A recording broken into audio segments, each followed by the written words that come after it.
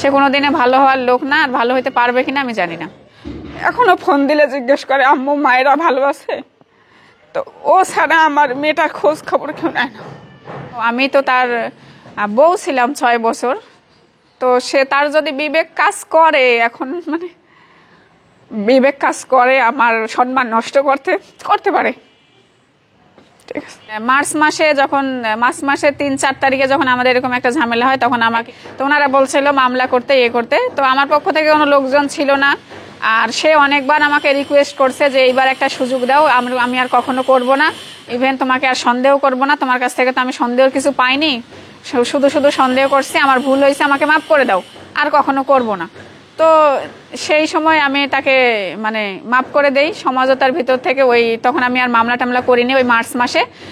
তখন সে আমাকে রাজশাহী থেকে কুষ্টিয়ায় আবার নিয়ে যায়, আবার কুষ্টিয়া যায়, তার পরের দিন থেকে আবার সেম কাহিনী শুরু হয়ে গেছে।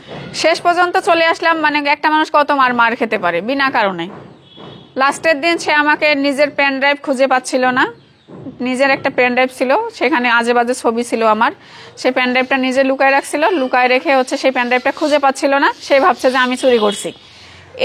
এই ইস্যু করে সে আমাকে রুমের ভেতর ডেকে নিয়ে, আমি বলছি যে আমি নেইনি, সে বিশ্বাস করে না। পরে আমি খুঁজে দেখি যে সেই পেন ড্রাইভটা সেখানেই ছিল। পরে আবার আমি তাকে, আমার অনেকগুলো পার্সোনাল ভিডিও করে রাখছে, আর আমার উপর এরকম নির্যাতন করতো।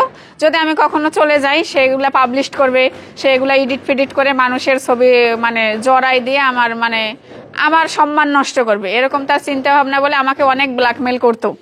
আর আমি কিন্তু এগুলার ভয়ে অনেক নির্যাতন তার আরো মুখ বুজে সহ্য করছি। যে আমি তো ভাবতাম যে হয়তো এটা সে সত্যি করবে, তখন আমি কিভাবে সমাজে মুখ দেখাবো, এরকম তার এই ভয় ভীতি দেখানোর কারণে আমি অনেক নির্যাতন তার সহ্য করছি। তো লাস্ট পর্যায়ে মানুষই বলতো যে মেয়ে মানুষ সবাই, 1 মেয়ে যা 10 মেয়েও তা, আপনার এই ভয় দেখায় আপনাকে প্রত্যেকদিন মারতেছে, আপনি কেন সহ্য করেন, আপনি চলে যান। অবশ্যই তার কাছে তো এখনো সবই আছে, সে যখন তখন এগুলো পাবলিশ করতে পারে। আমি এখনো আইনগত কোনো ব্যবস্থা নিইনি, কিন্তু আমি তো তার বউ ছিলাম 6 বছর, তো সে তার যদি বিবেক কাজ করে, এখন বিবেক কাজ করে আমার সম্মান নষ্ট করতে পারে। ঠিক আছে, আপনি কি এখন ফিরতে চান বা সংসার, বা আসলে আপনি কি চাচ্ছেন? আমি এত কিছুর পর আর ফিরতে চাচ্ছি না, কারণ সে ভালো হওয়ার লোক না। এইবার 4-5 বার তাকে আমি সুযোগ দিয়েছি, সে কোনো সুযোগে কাজে লাগাতে পারেনি, ভালো হওয়ার চেষ্টাও করেনি। আপনার একটা ছেলে আছে? আমার একটা ছেলে আছে, আমি বলবো যে আমার ছেলেটার বিকাশটা সে নষ্ট করে ফেলতেছে। আমার ওইটুক বাচ্চাকে সে মা ডাকতে বলে, তোর মানসিক বিকাশটা সে নষ্ট করে ফেলতেছে। তো আমি চাই আমার বাচ্চাটা আমার কাছে দিক। আপনার সন্তানকে মিস করেন?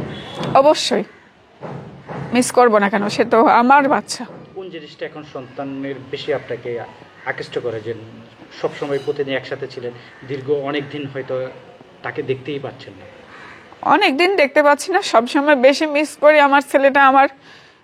আমার মেয়ে বাচ্চাটা যে আছে, ওকে খুব ভালোবাসতো। কেউ আমার ছোট যে বাচ্চাটাকে আছে কেউ নিত না, কেয়ারও করতো না। এমনকি মানিকও কখনো আমার মেয়েটাকে কোলে নিত না, কিংবা বিছানায় কাঁদতেছে, আমি কাজ করতেছি কাঁদতেছে, ও কখনো ছুঁয়েও দেখতো না, ওর মতো ফোন টিপতো। তো আমার ওই বাচ্চাটা ওকে সবসময় নিয়ে বেড়াইতো, ওকে ভালোবাসতো, অনেক আদর করতো। এখনো ফোন দিলে জিজ্ঞেস করে আম্মু মায়েরা ভালো আছে, তো ও ছাড়া আমার মেয়েটার খোঁজ খবর কেউ নেয় না।